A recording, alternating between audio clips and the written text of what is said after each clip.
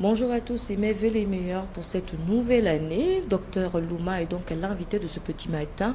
Avec lui, nous aborderons un peu toutes les questions liées à la lutte contre le tabagisme et l'alcoolisme pour cette année 2014. Docteur Louma, bonjour. Bonjour madame, Mes vœux les meilleurs. merci à vous également. Alors, docteur Louma, nous entrons dans une nouvelle année 2014. Quels sont un peu les rôles et missions de l'ONG Agir pour le Gabon pour cette nouvelle année? Quels sont un peu vos défis à relever? Mais écoutez, les défis de la nouvelle année tiennent compte des challenges que nous avons fixés, que nous sommes fixés en 2013. Parce qu'en 2013, nous avons connu une intensité associative assez dense. Vous savez que nous avons pu quand même obtenir la promulgation de la loi anti-tabac. Ça a été vraiment une bonne chose pour tous ceux qui ont à cœur la santé des populations gabonaises par rapport aux dérives liées à la consommation de cigarettes, surtout en milieu jeune et en milieu féminin. Donc 2014 qui s'annonce va nous permettre de lutter fort pour que cette loi-là, cette loi anti-tabac, soit enfin appliquée. Parce que vous savez très bien que dans nos pays, les lois, il y en a par milliers. Et souvent, ces lois-là sommeillent dans les tiroirs. Ces lois ne sont pas appliquées. Donc, nous souhaiterons que la loi anti-tabac, qui a été donc promulguée, soit appliquée. Rappelez-nous un peu combien de temps vous avez mis pour que cette loi soit promulguée. Mais écoutez, en ce qui concerne notre ONG, je peux dire que depuis sa création, nous avons inscrit la promulgation de cette loi dans notre acte de naissance. Nous avons toujours demandé depuis donc. Mais notre ONG a été créée en février de l'année 1995. Donc ça fera bientôt 10 ans que notre ONG a été créée. Et dès la création, nous avons dit lutte anti-tabac, anti-alcool, anti-drogue. Donc il fallait qu'il faut les lois. Parce qu'on a beau crier, on a beau faire tout ce qu'on ne peut faire, mais s'il n'y a pas un socle juridique qui essaie de limiter, qui essaie de planter le décor de ce qu'on doit faire ou ne pas faire, on ne peut pas avoir de succès. Donc en fait, depuis longtemps, nous, aux côtés des autres, parce qu'il ne faut pas qu'on soit égoïste, on n'a pas été seul. Il y a eu l'OMS, il y a eu d'autres associations qui ont effectivement faire en sorte que nous puissions arriver à ce stade-là. Et puis aussi d'autres personnes, je pense un peu à M. Jean-Valentin Leyama, qui était député et qui a proposé cette loi anti-tabac.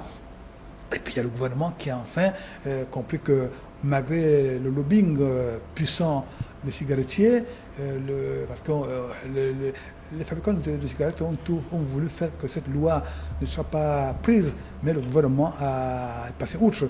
Et ça, vraiment, il faut le lui reconnaître. Donc cette loi existe aujourd'hui, et donc il va falloir que nous puissions aller vers son application.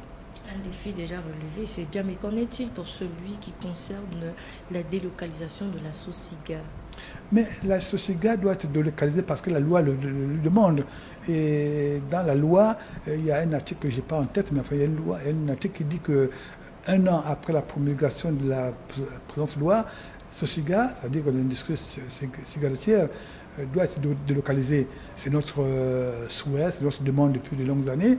Nous pensons que si SOCIGA est une industrie, c'est une société citoyenne, elle doit se conformer à la loi. Donc d'ici quelques mois, théoriquement, la SOCIGA devrait être délocalisée. Mais en tout cas, nous allons y pousser.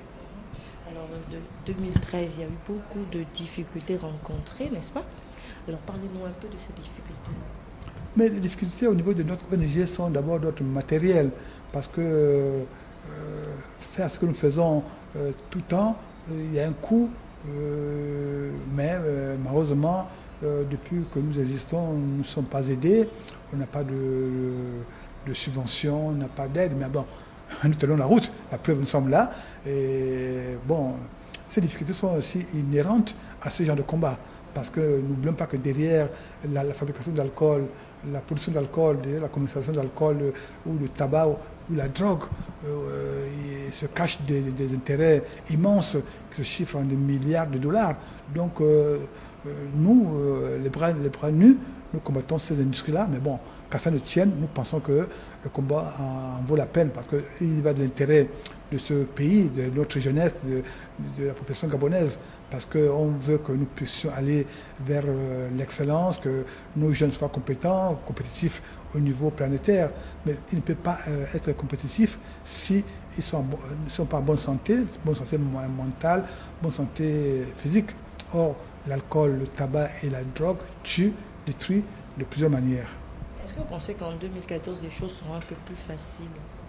Ben, écoutez, quand on se bat, quand on est un combattant, comme nous le sommes, on n'a pas de raison d'être pessimiste. Après, aujourd'hui, nous avons la loi. Les choses ne vont pas toujours aussi vite que nous on le souhaite, mais il faut souvent mettre le pied sur l'accélérateur et puis se dire, bon, il faut y aller, il faut que les Gabonais prennent conscience. Il faut que le gouvernement comprenne qu'on ne peut pas bâtir un pays avec des loques humaines, des gens qui passent le temps à boire. Et l'alcool tue à tous les strates de la population. On peut être ministre, PDG, chauffeur, technicien de surface et être alcoolique. Le tabac tue, la drogue n'en parlons plus. Donc, je pense que le défi, c'est que nous sommes confiants que ce combat que nous menons, nous allons faire notre part. Si chacun fait sa part, il n'y a pas de raison que d'ici quelques années, nous puissions avoir des succès escomptés. Docteur Louma, à quel niveau évaluez-vous un peu vos travail abattus depuis votre création? Mais c'est vous qui êtes dans la communication. En regardant un peu la population, est-ce que vous avez l'impression que le message passe bien ou bien il y a encore beaucoup de travail en termes de sensibilisation à fournir? Mais il y a encore beaucoup de boulot parce que en face de nous, nous avons des gens qui se battent pour résister. C'est-à-dire que, vous savez, les fabricants de cigarettes, les producteurs d'alcool ne sont pas des gens normaux. Je dis, à la place de leur cœur, il se trouvent les billets de banque. Ils n'ont pas de sentiments. Eux, c'est l'argent. Tu vois, qu'est-ce qui les intéresse? Il faut produire pour faire consommer et vendre. Que les gens meurent par milliers, ce n'est pas leur problème. Donc, nous, on est conscient de cela que ce combat n'est pas facile. Et parce qu'il n'est pas facile, on doit vraiment nous mobiliser tous les partenaires à la santé pour que nous puissions arriver à faire en sorte que nos populations puissent faire attention. Vous savez, le Gabon ne va pas réinventer la roue. Il y a des grands pays, grands producteurs de tabac et d'alcool, mais qui aujourd'hui protègent leur population et qui fabriquent pour exporter. Je prends le cas des États-Unis, les pays européens sont des grands producteurs d'alcool et de cigarettes. Mais qu'est-ce qu'ils font? Ils ont compris que ces produits sont dangereux. Alors ils fabriquent pour les exporter vers les pays où effectivement les lois sont inexistantes. Et quand ces lois existent, elles ne sont pas appliquées.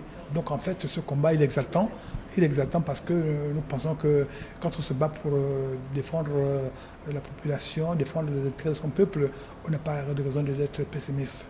Alors, docteur Louma, la lutte contre le tabagisme, l'alcoolisme, un combat que vous menez depuis plusieurs années déjà, qu'est-ce qui vous a un peu inspiré?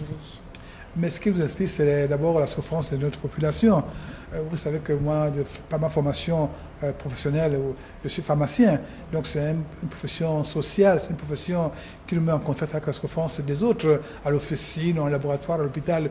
Nous sommes vraiment au front dans la lutte contre la souffrance, contre la maladie. Donc quand j'ai vu qu'au Gabon, les alcooliques, les malades de cigarettes, les toxicomanes sont les parents pauvres de nos populations, de nos politiques de santé. Parce que les sidéens, les porteurs du VIH, aujourd'hui, ils ont presque la santé, à leur portée, ils ont des antirétroviraux qui sont à leur disposition, parce que le gouvernement a pris conscience, le gouvernement de feu Omar Bongo Ondimba et de son épouse, Edith Lucie Bongo Ondimba, ont compris qu'il fallait s'impliquer, et en s'impliquant, ils ont fait que les populations atteintes de VIH-Sida aient un espoir de guérison ou un espoir de vivre avec le VIH sans pourtant en mourir. Or, aujourd'hui, nous avons constaté que les alcooliques, les toxicomanes gabonais, qu'est-ce qu'on en fait? On n'en parle presque pas. Ça peut être on ne se moque pas d'eux. Or, un alcoolique est un malade comme les autres. Un fumeur de cigarettes, il peut arrêter de fumer et mieux se comporter, mieux vivre. Donc, c'est pourquoi nous disons que Nous devons nous mobiliser pour que ces populations malades de l'alcool, du tabac, de la drogue soient enfin prises en compte comme les malades comme les autres et puissent avoir des conditions adéquates de soins de santé.